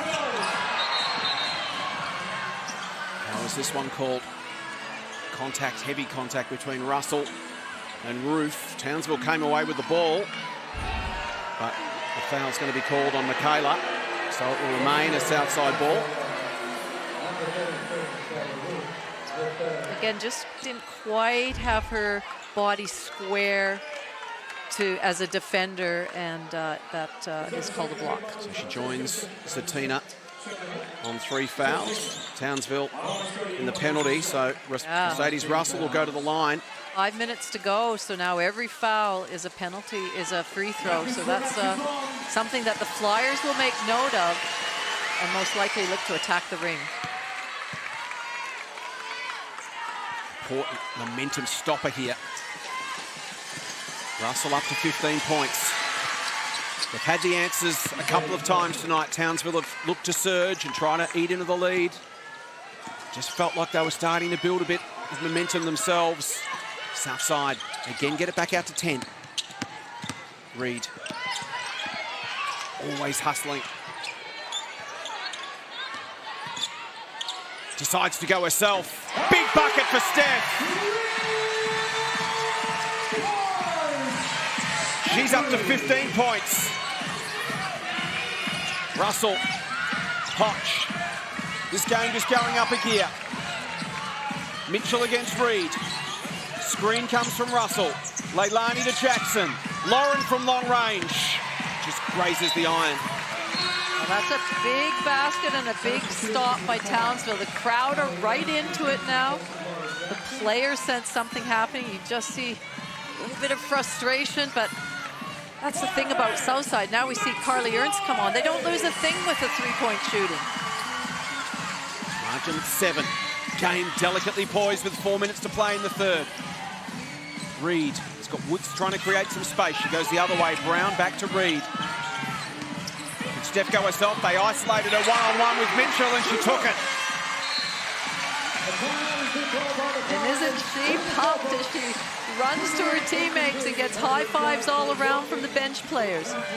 5-point game. Townsville haven't been this close for quite a while. 4 minutes to play in the third. And the battle for the minor premiership looks to be taking another twist. This timeout brought to you by Cygnett, Australia's #1 digital accessories brand at cygnett.com. Here's Cheryl.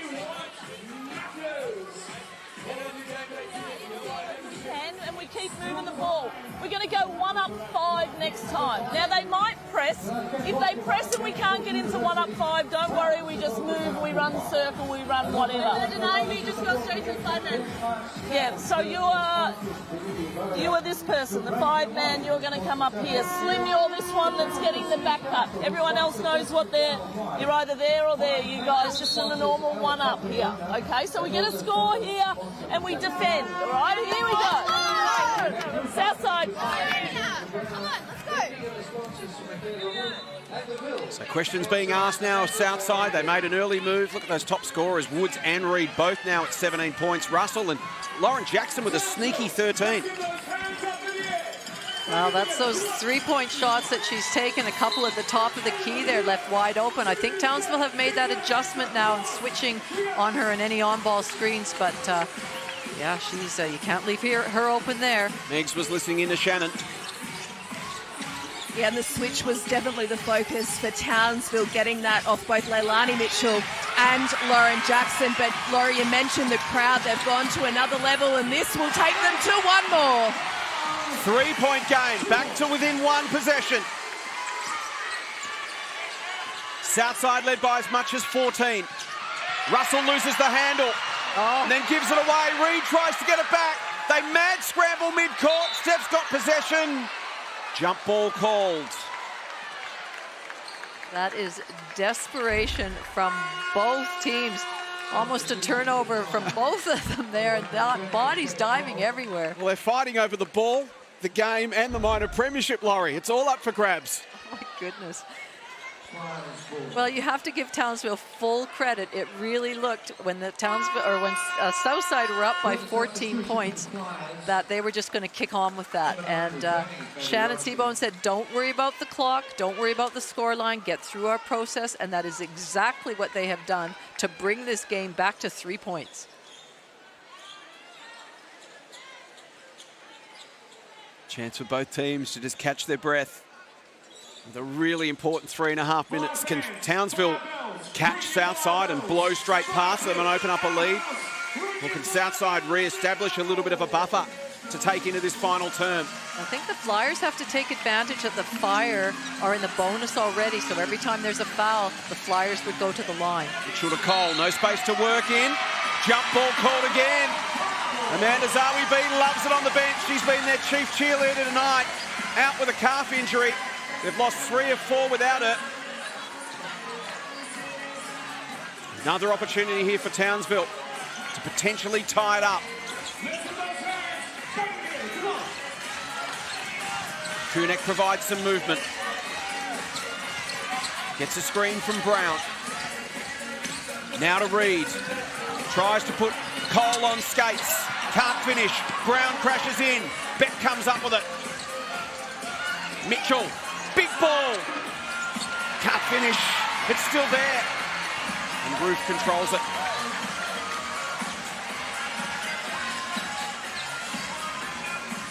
Reed to Roof.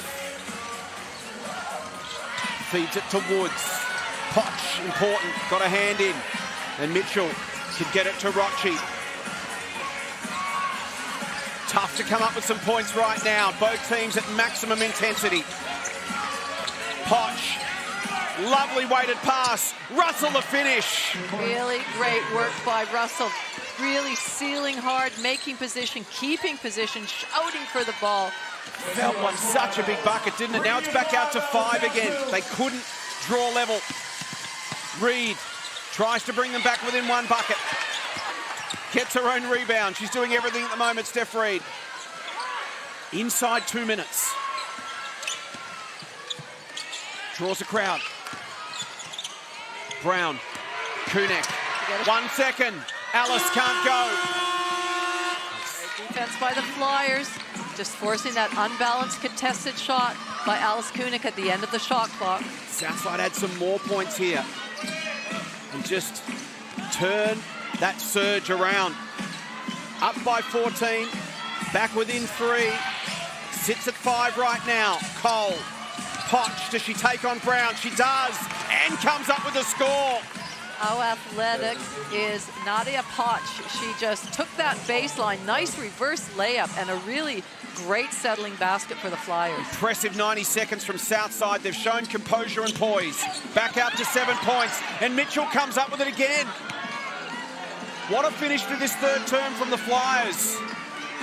And we can see Sammy Whitcomb in the background trying to check in, but there just hasn't been a stoppage in play. Double dribble on Mitchell. She's frustrated.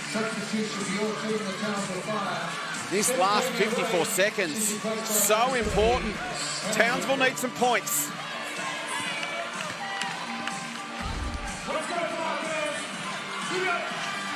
Whitcomb to Brown. Offensive foul. Southside ball.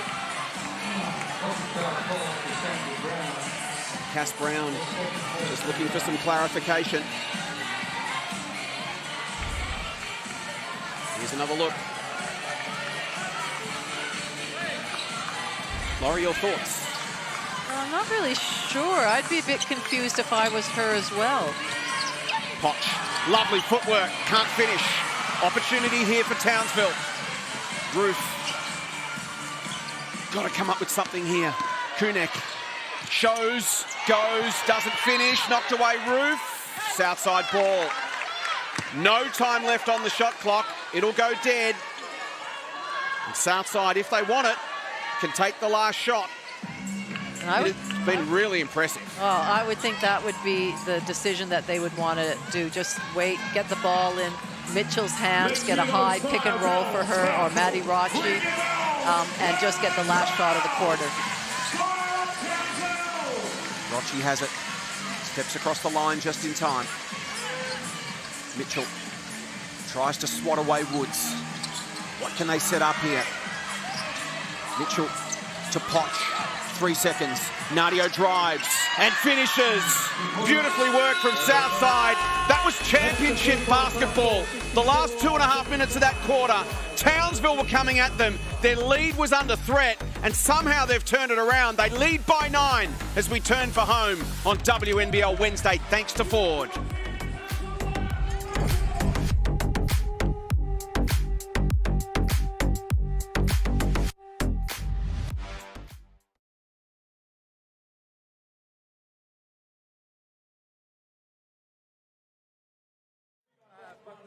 Going against Russell, we just moved the ball to somewhere else. All right, well, let's see. All right, 60 seconds on the clock.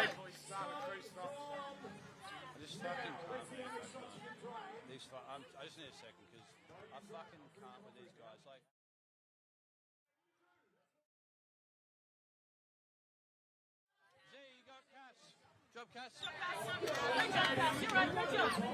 Move up. Here we go.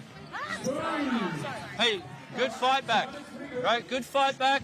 Right, now again, we just got to make sure we keep grinding stops. Right, on offense, we want to keep being aggressive, but we've got to be smart too. If we force things and have empty possessions, it just allows them to win back the momentum. Right? Let's keep playing out of horns out.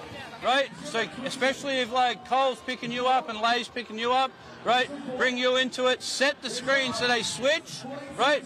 And then we still try and get the flare if it's on, right? And remember, if it's on, play into that nose action, because at the end of it, right, you're there, right? So if Lay's guarding you, we come off the nose, we throw it ahead, we've got to stampede out of that, okay? But again, we've got to keep going strong at the basket. The other one is circle. They're late switching it every time, right, or switching it all the time. Come off, right, throw it straight back.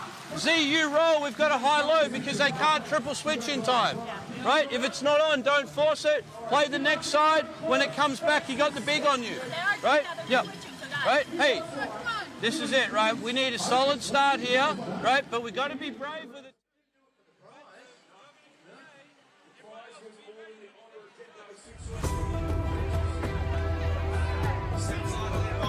As much as 14 points in that third term. When Lauren Jackson hit that big bucket, it felt like a body blow. Somehow, Townsville hung in, got back, grinded their way to within 3 points. It was 58-55 with 3:44 to play in the term, back within 3 points.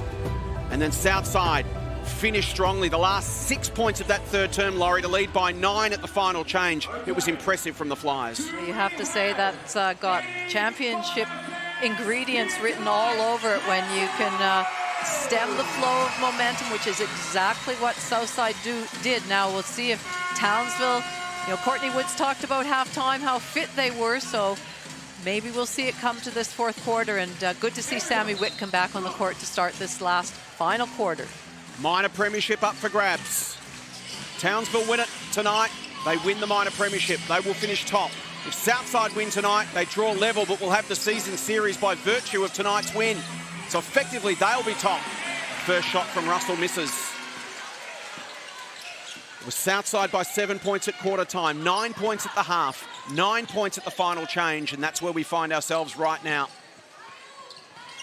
Whitcomb, a fumble. Cole can collect. 2 on 1. He's got Rochi. 2 on 1. Maddie goes, finishes, and it's back out to 11 points. Megs, you're in both huddles. And the messages from the coaches were fitting of a game that feels like it is a final. From Cheryl Chambers, she said it's who wants to be more desperate in this last quarter. And from Shannon Seabohm, he told his players, this is it. We need a solid start. Steph Reed's going to create, and the rest of you, I want you to shoot it like you mean it. Thanks, Megs, and Satina does just that. And she sat a lot of that third quarter because she is on 3 fouls, but we see her back on the court now. She's up to 11 points, 17 each for Reed and Woods. 18 for Russell, 13 for Jackson, 11 for Rochi. Here is Russell. The side up by 9. Maddie Rochi, the catch, the release, front iron. Russell tidies it up, still alive, spins through 2 and finishes. Just such class is Mercedes Russell. Just nothing but poise, persistence. Up to 20 points for Mercedes Russell. Whitcomb drives and scores. And that's somebody who I would expect to see the ball in her hands a lot this fourth quarter, either scoring herself or getting her teammates open. Townsville are going to need some stops, though. They can't go basket for basket. They trail by 9. Travel called on Potch. They get one of those stops they need. That was good collapsing defense when Potch put it to the ground. 2 players swarmed her, made her pick it up and just traveled.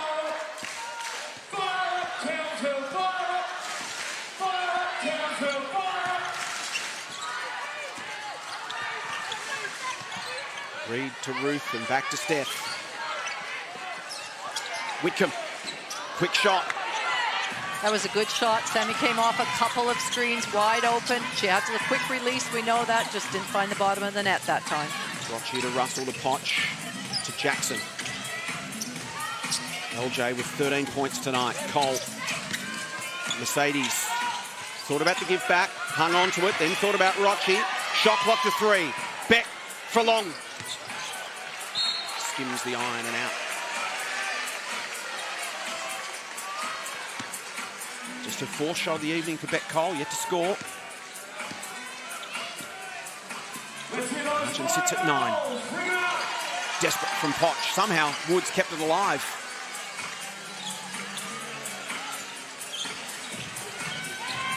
Reed against Cole.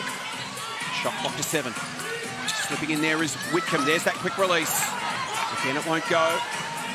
Jackson can give it to Rochi. Well, they're working hard to get Whitcomb coming off some screens to try and get her some shots.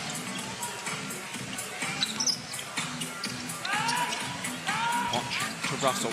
Back to Nadia. She takes a 3 ball. Jackson tries to swat it away, but Ruth's hands are strong. Really good block out by Ruth there. Townsville get on another run as they did in the third.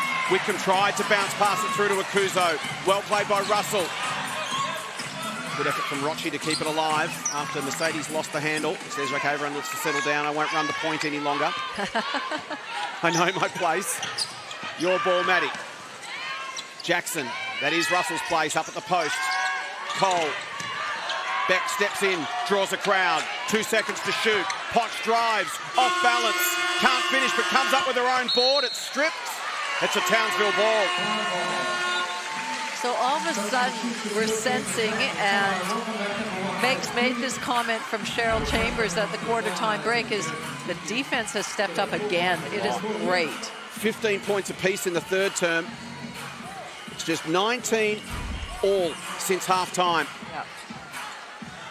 Points hard to come by. Meg's courtside. Well, Laurie mentioned the depth of the Southside team and that when they sub in, they bring players in that can shoot the 3. And we talked pre-game about the clean bill of health they've had all season. At 3/4 time, Southside had 22 bench points to Townsville's 4, and that certainly is a telling tale of both sides. Indeed. In a game that's pretty even statistically, Megs. That does stand out. Another jump ball. Michaela didn't like the call.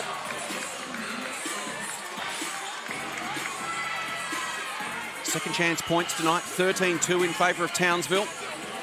Just 2 second chance points for the Flyers, despite them pulling in only 4 offensive rebounds, so they haven't been punished for those. Townsville, they've pulled in 9 themselves. The rebound count slightly Townsville's way, 31-28. Townsville really need to execute this out-of-bounds play and get a good look at the basket, see if they can just reduce this margin. Woods, Kunik, the set play. Well done, Courtney.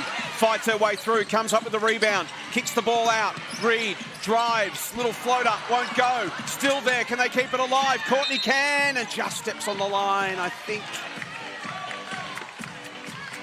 She did.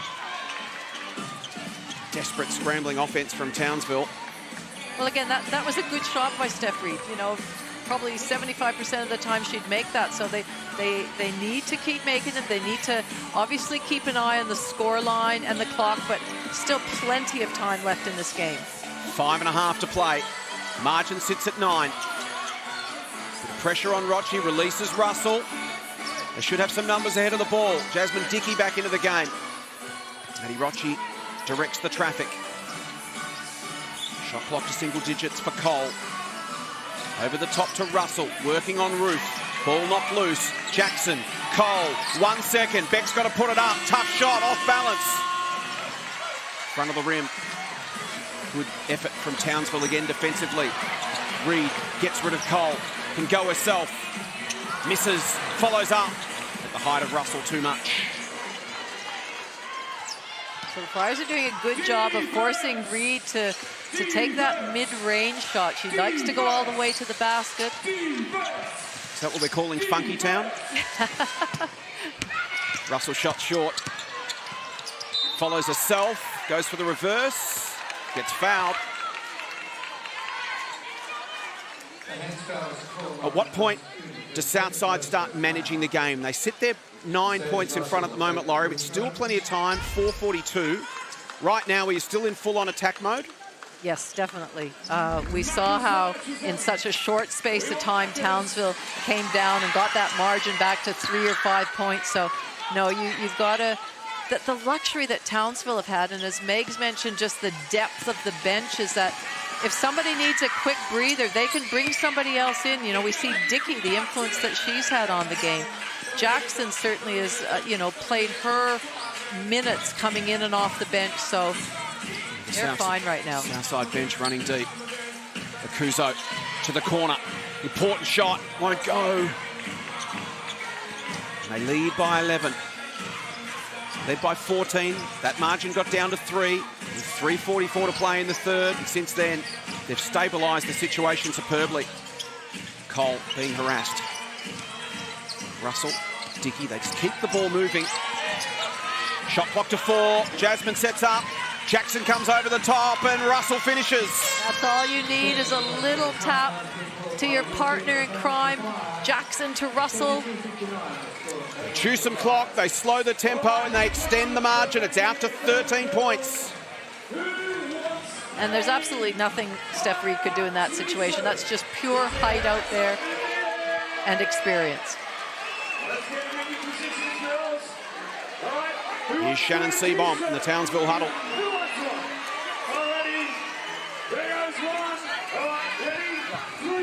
Hey, it's right, we're getting good looks, right? Getting good looks. Like, stoppages, go horns up, keep playing, that was good.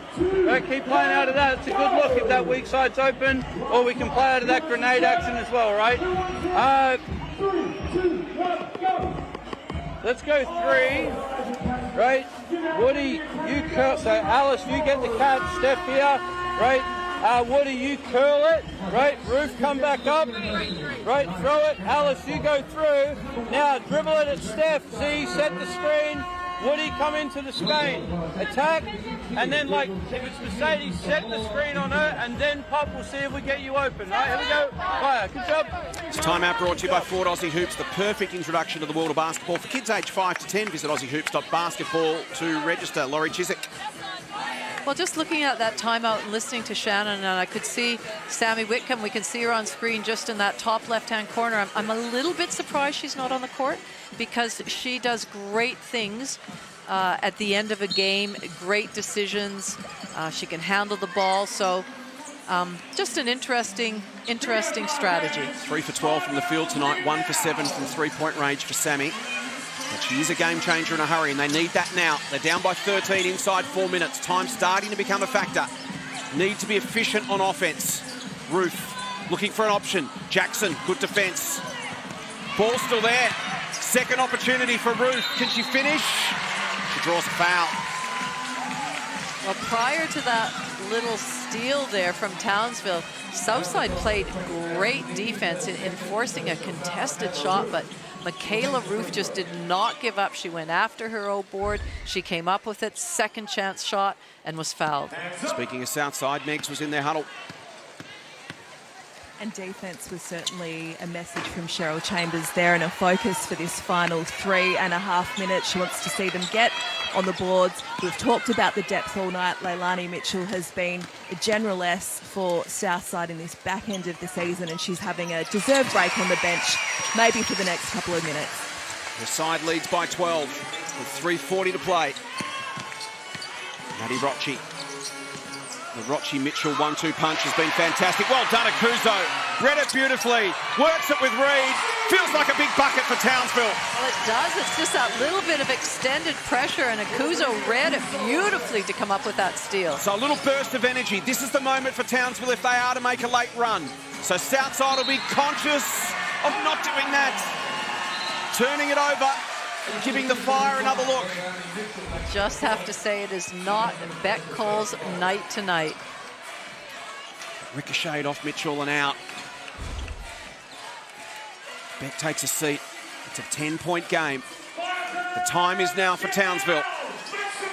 Win and collect the minor premiership. Lose and they're going to have to scrap for it over the weekend. Reed drives on Rocci. Ball stripped. It'll remain Townsville's and Maddie. So close.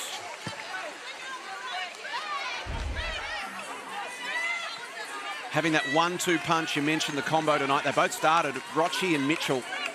They lose nothing and both can rest, both can take turns in the game. At the moment, they're both in the game, Laurie. It's quite a weapon. Well, it is, and because it means defensively they can get up and in, but offensively, either of them can bring the ball up the floor.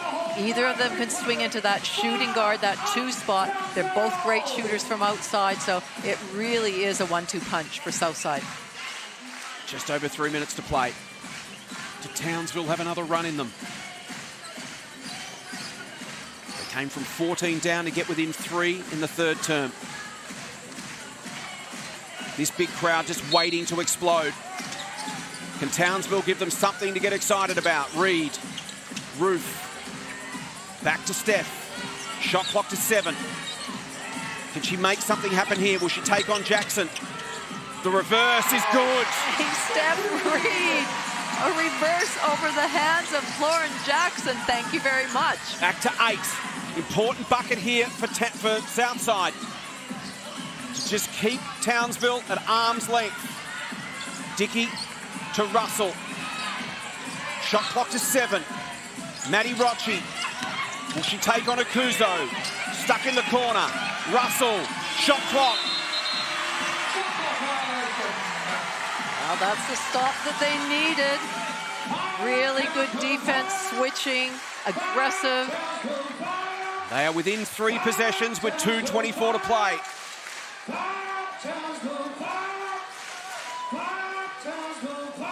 Cheryl Chambers has been there before many, many times. Shannon Seabohm, 3-time Coach of the Year. We're talking about 2 of the very best in the business. 2 Opal's assistant coaches. And an Opal with the ball in her hands right now. Reed against Mitchell.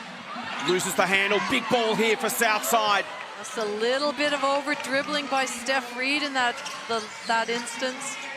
I'll be happy to slow things down and wind down a bit of clock here. They lead by 8. Fewer possessions, the better here for Southside. Mitchell. Shot clock to 7. Having said that, they want to come up with points at the end of it. Jackson in position. And 1. Massive play. Well, again, such poise shown by Leilani Mitchell to look at where her defender's hands were. Jackson was working hard inside. Alice Kunick was trying to defend that. Akuzo had come over to help. But Jackson just has great hands and great finishing. Speaking of being there, done it. Lauren's got her own Eras tour, Taylor Swift style. It's been going all season long. She's been harking back across this incredible career. The 13th season in the WNBL. Just gets better by the week. It's phenomenal the level she's playing at this season. Woods to the corner. Michaela, it's got to go. Satini keeps it alive.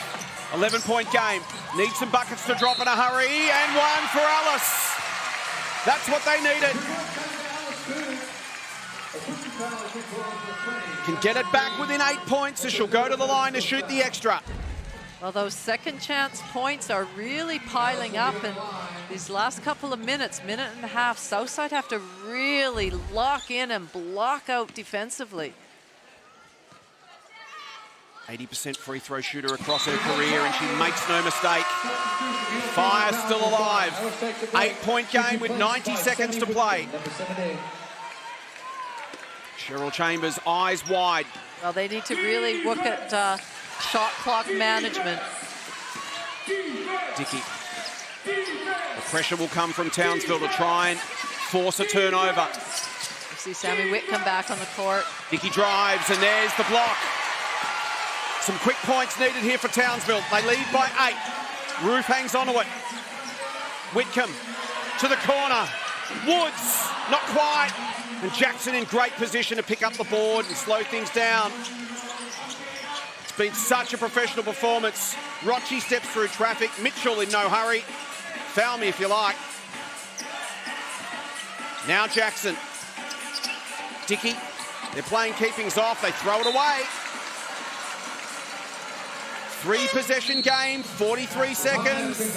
I feel like the clock is not quite going to give Townsville enough time unless they can get a really quick 3-point shot up coming out of this timeout. So what are the messages from the 2 coaches right now? If you're Townsville, you need to make something happen. If you're Southside, you just need to hold your nerve.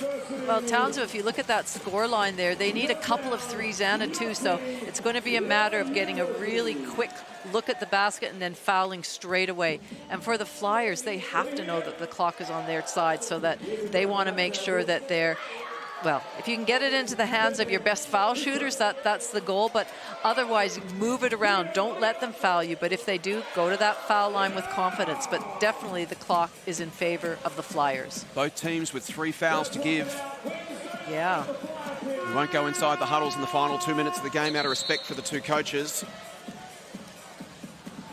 Well, that might be something that, you know, Cheryl Chambers tells her players, we've got 2 fouls to give before they go to the line. So just to interrupt their player, whatever they've diagrammed out here, maybe as the ball's being brought up the court, quick foul to send them to the sideline, because as long as they're not in the active shooting, you know, they have 2 fouls to give. Miggsy courtside. Cheryl Chambers said it is a lead that is good. It's a good lead. She wants them to play their best D here, but says if Townsville scores, she'll call a timeout, she thinks. And she might do it right now. And she does. Right on cue, Megs. Nostra Megsis.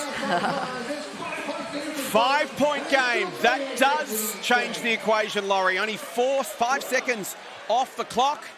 And now it's a 2-possession game. So they still need another 3 and a 2.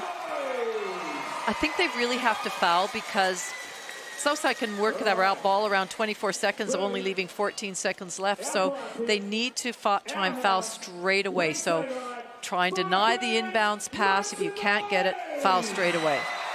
38 seconds to play. As it sits right now, in real terms, Southside are on top of the ladder. They'll move level with Townsville at the end of this game, should they hang on and win. And because this win gives them the season series, that effectively gives them top spot, Laurie. They've both still got a game to play, both still got one more to navigate across the weekend, so it's not done and dusted by any means. But if the Fire can somehow pull it out of the fire here, well, they can put it all to bed. They would finish top. 38 seconds to decide all of that. How exciting is this end to the season, this game? And this is just giving us a taste of what's to come in the finals. Miggsy. It is a privilege to listen to 2 great coaches in these timeouts with dying seconds left in this game. The message from Shannon, don't foul on the trap, foul on the pass out. There is the foul. So the quick foul as Laurie Chiswick called for. Well, they still have another one to give, and then before they send them to the foul line, so it'd be the same strategy. They don't foul straight away. Away comes Russell. They've broken their way through the pressure. Now they can just hang on to the ball. Need to do nothing. Foul must come here. It does. But gee, they burnt some time. Well, they certainly did, and we know what they probably didn't want Leilani Mitchell shooting free throws, as she's an 89% shooter this year. So actually, she's not shooting right now. Sorry, my mistake. So they got one more. So now they need to foul straight away. Got to get it in just in time, and there is the foul. And you're right, Leilani Mitchell, 89% career free throw shooter and 89% this season. 25 of 28 coming in tonight. So strategic from the Flyers to make sure the ball ended up in her hands. And that's exactly right. That's a good team. You know who your foul shooters are. You want it in her hands. You know that she's a game winner. She misses the first. That's the pressure for an 89% free throw shooter. Well, so now they need, if she makes this one, they need 2 threes. Just her 4th miss of the year. So it's a 2-possession game. 23 seconds. Need a 3, a stop, and a 3. What do they got? It's got to be quick. Reed. She's going to want to try to get Sammy open. She does. Sammy, will she take the shot? She'll drive. Go for 2. Waved away. Southside ball. Massive for the Flyers. They chose not to take the 3. Laurie, what'd you make of the play call? Well, I guess Sammy was trying to draw the foul so that she would make the shot and get, but I still think that it should have been drive, kick it out to a shooter, and then you're there for an O board if you can. 12 and a half seconds, 2-possession game. Coaches go back to the whiteboards. Take us inside these 2 huddles. Let's start with Townsville. Well, Townsville have no choice but to foul as soon as they catch it, they need to foul straight away, because now they're in the bonus. They send them to the line, and then they hope that they miss a couple and they can go down and shoot a 3. But they have to foul straight away, and they need 2 threes. For the Flyers, it's a matter of setting some screens, getting, as you were saying, the countdown. They almost got a 5-second call, so they need to get open, get the ball in hopefully Leilani's hands is what they would be thinking. But they've got some other great free throw shooters as well, but just get it in, hang on with it, knowing that you're going to get fouled. Yeah, Maddie Rocci goes at 78% in her career. Lauren Jackson at 77. Wow. Jasmine Dickey at 81, so plenty of options, Megsy. That's right, and Steph Reid has come off and they've put Cass Brown in for this moment. The last message from Shannon was about guarding that inbound pass. Yeah, Cass Brown, a 3-point specialist.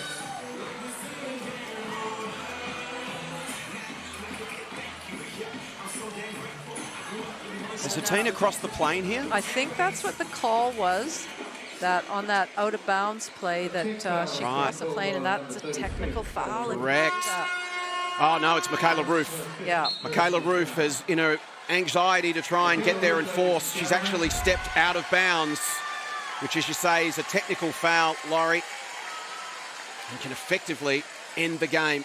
It'll send LJ to the line. We mentioned 77% free throw shooter, so frustration there for Michaela. She fouls out. LJ makes it a 3-possession game. And they'll get possession.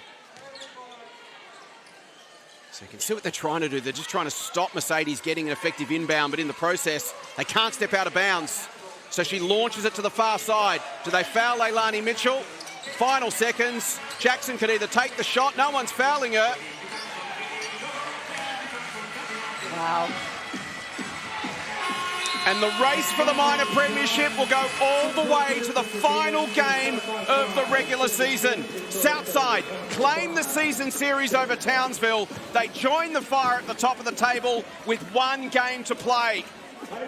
The Flyers to host Adelaide on Saturday afternoon, while Townsville, who have now lost 4 of their last 5, will host Sydney on Sunday afternoon as they look to find some form ahead of next week's semi-finals. Full time in Townsville, Southside 77, the Fire 70. Well, you would have to say that that was a massive win, because that was on the road, up in Townsville. We know it's hard to win. They've come from Sydney. They haven't been home. Great effort by the Flyers, and you would have to say now, well, I don't know, would you, Jason? They're championship favourites? Well, right now they sit on top of the ladder effectively. As I mentioned, they're both level on wins and losses, but they've now got the season series as Sammy Whitcomb addresses her troops. Mercedes Russell outstanding again tonight. 24 points, 14 rebounds, and here she is with Megs. She sure is. A season best night for Mercedes Russell. How is the view from the top of the ladder and the season split over Townsville? It feels nice. This was obviously a really big game for us, not only in terms of the ladder, but just having momentum for the last 2 games of the season. So it's really, really huge win. I'm proud of my team. Well, it's been a huge road trip. You went to Sydney in front of 6,000 people and took the win there. You've done it here under pretty testing conditions with the crowd. You go home on the first flight tomorrow with 2 important wins, and 1 more win could see you potentially wrap up the minor championship. Yeah, obviously exciting at this point, but we still have 1 left, so we can't get too excited. Like you said, the ladder's really tight between 1 and 4, and obviously those are the teams that make the finals, so it's good just to have that momentum right now. Obviously a really good road trip for our team, going home with 2 wins, like you said, but we still have 1 more game left, and we're looking forward to that. Finals-like atmosphere tonight, and finals-like performance from Mercedes Russell. We'll see you in post-season action very soon. Thank you. Thanks to Megan Huswaite with Mercedes Russell, who was just brilliant tonight. Laurie, one of the bullet points that Cheryl Chambers gave us in the lead up to this game in her planning was exploit the size advantage. They've got Russell, they've got Jackson, they've got Ernst, they've got Potch. No Zawi B for Townsville, the chink in their armour. Satina Akuzo run around, got into some foul trouble, and the bigs had an impact. 41 points and 18 rebounds between Mercedes Russell and Lauren Jackson. Well, I think that Southside as I mentioned, have a really good balance. So yes, they went inside, but they didn't overdo it. They didn't force it. It just came organically, and they had some great outside shooting as well, as we see on cue, Maddie Rocci. So I like the balance that they're taking, and I think it took them a while to find that, you know, to find what was working with their bigs, because they have such quality bigs. But Mercedes Russell, man, 24 points, 14 rebounds. She was sensational. Lauren Jackson with that big three that made it a 14-point game midway through the third term, Laurie. And then Townsville found a way to turn things around. At that point, it threatened to get away from them. They showed great grit to fight their way back to get within three. And then the Flyers showed great composure and poise to blow it back out again. Well, and who knows how the whole wash-up of the final ladder, but, you know, if these two finish 1 and 2 and have home court advantage, we could well and truly see them in the grand final. For the, third time in 4 years? Yeah, and both coaches are very astute and will make adjustments and watch this game. And so I think we're just in for a treat, not only this round, but certainly come finals time next week. So coming in tonight, we mentioned that Townsville had lost 3 of their last 4. I said, what's behind their form slump? What can they do to turn it around? What did you make of their performance tonight? Forget the scoreboard for a moment. What did you make of how they played? Well, I thought initially their defense was really good. You know, we talked about both teams, and I thought they shared the ball around. I thought they looked very teamy. I think towards the fourth quarter, perhaps the ball needed to move a little bit more, shift the defense a little bit more, get more players involved and have it end up in the right players' hands at the right time. But I think Southside took full advantage of their game plan, getting the ball inside. It was really hard. Akuzo had some foul problems, and they really did exploit them. Steph Reed finished with 19 points, 17 for Courtney Woods, 13 for Zatina Akuzo, and 10 for Sammy Whitcomb. So they did share the load around 4 players in double figures, whilst for Southside, 24 for Mercedes Russell, 17 for Lauren Jackson, 11 for Maddie Rocci. In the end, points in the paint, 40-38. Both sides had a really good balance, as you mentioned, Laurie, of the inside-outside. So let's have a look at the ladder now, the updated ladder, and what this all means. So both sides at the top on 13 and 7, but Southside go to the top now by virtue of the fact they own the season series. By that I mean each combination of teams play each other 3 times in a season. And Southside have now won 2 of those 3. So if they end up tied, if both teams win their remaining game, or conversely, both teams lose their remaining game, Laurie, and they finish on the same wins and losses, Southside finish top. Well, so you have to say Southside's absolutely in the driver's seat. If they win, then they're in. And so they will take a lot of comfort in that. Townsville, however, well, that very last game of the whole round against Sydney could determine where they finish as well. Let's take a look at the games to come. What's going to be a nail-biting weekend of basketball over the next 4 days. A triple header coming up on Saturday. Tipping off with a must-win for the Melbourne Boomers as they face the Caps in Canberra. And as we keep saying, anyone can beat anyone on any given day. The Boomers tripped over the 7th place Lightning last weekend. They can't afford to do that. They must win and then hope other results go their way. Then it's the Flyers hosting the Lightning to decide their final ladder position. As we mentioned, if Southside win that game, they are the minor premiers. Bendigo, the hottest team in the league right now, can they power into the finals or the Lynx save their season? Then it all comes down to the Fire and the Flames on Sunday afternoon in Sydney. Plenty of nervous watchers right around the country, Laurie. What do you make of it? Let's start with the Caps in Melbourne. Well, certainly, as you said, that Melbourne must win and rely on Sydney or Bendigo losing. But Canberra, you know, they will want to end the season on a high note in front of their home crowd. So it's not an easy task for Melbourne whatsoever. Southside and Adelaide. We saw Adelaide. They can be so dangerous. They can shape the minor premiership. Well, they will absolutely want to be the spoiler. They will want to end on a high note as well. And we saw them play well the last couple of weeks. And as I said, though, Southside, they will be really focused and know that if they win that, they win the minor premiership. Bendigo, the hottest team in the league. Perth got the staggers without Airey McDonald, but Airey's back. Well, wasn't she impressive that first game back? And again, such a crucial game because if either of those teams win, Perth need to win and rely on other results. But Bendigo, if they win, they're in. If they lose, again, rely on other results. So their destiny's set for them. Sunday becomes interesting. If Southside wins Saturday night, they are definitely minor premiers. So Townsville know that they will finish second no matter what. Sydney may well, more than likely, need to win. Do Townsville rest players? Do they start looking ahead to the semi-finals? All that will be revealed in the coming days. Well, and you have to think that Sydney just lost to Southside by 3 points just a couple of days ago. So whilst they lost and would be disappointed, they're in form. They'll be feeling pretty good. Absolutely. They're one of the teams that have come good at the right end of the season. So much great WNBL action still to come as we head into the semi-final series. And they tip off with our Game 1s next Wednesday and Thursday night, followed by Game 2s next Saturday night and Sunday afternoon. Game 3s, if necessary, the following Wednesday and potentially Thursday night. The teams, the times, the venues to be confirmed once the Final Four are locked in. But just know one thing, you'll see every single Cygnett WNBL finals match right here on ESPN. Well, that wraps up WNBL Wednesday. Thanks to Ford on behalf of Laurie Chiswick, Megan Huswaite, our entire production team. Thanks so much for watching. Best of luck to all 6 teams in the finals hunt this weekend and to all our nominees at the WNBL Awards. If you can't be there, stay tuned to the WNBL socials on Sunday night and join us again next Wednesday night for Game 1 of the semi-finals right here on your home of hoops, ESPN.